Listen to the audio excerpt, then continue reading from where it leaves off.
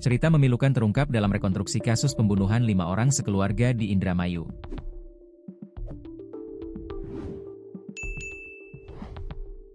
Lima korban pembunuhan yang perkaranya digelar rekonstruksi adalah keluarga Haji Sahroni.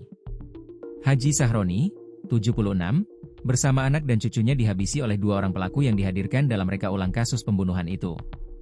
Kasus ini terungkap setelah jasad Haji Sahroni dan 4 anggota keluarganya ditemukan terkubur di belakang rumahnya di Jalan Siliwangi No. 52 Kelurahan Paoman, Kabupaten Indramayu, Senin, 1 September 2025. Jasad Haji Sahroni sekeluarga ditemukan oleh tetangga setelah melihat ada kaki yang menyembul dari bawah tanah. Korban lainnya adalah Budi, 43, anak Haji Sahroni, menantunya, Ais, 37, dan 2 cucu Haji Sahroni, R, 7, dan bayi berusia 8 bulan. Kedua pelaku yang berhasil ditangkap pihak kepolisian dan kini telah ditetapkan jadi tersangka berinisial R, 35, dan P, 29. Pada Rabu, 12 November 2025, siang, pihak kepolisian menggelar rekonstruksi kasus pembunuhan sadis ini.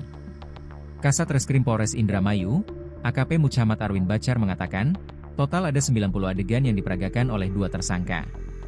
Pada rekonstruksi ini telah diperagakan sebanyak 90 adegan oleh kedua tersangka, yakni P dan R. Tujuannya untuk mengetahui secara detail peristiwa pembunuhan tersebut, ujar Arwin dalam keterangan resminya yang diterima tribunjabar.id. Salah satu adegan yang cukup menguras perasaan adalah saat tersangka menghabisi nyawa korban yang berusia 7 tahun, R. R sempat menangis saat anggota keluarganya dihabisi tersangka. Untuk menenangkan, tersangka P pun sempat memberikan susu kepada R sebelum akhirnya dibunuh di kamar mandi. Dalam rekonstruksi terungkap adegan memilukan, di mana korban anak sempat menangis. Tersangka P sempat memberi susu untuk menenangkannya, sebelum kemudian membunuhnya di kamar mandi, ucapnya. Setelah membunuh semua korban, tersangka menguburnya di bawah pohon nangka.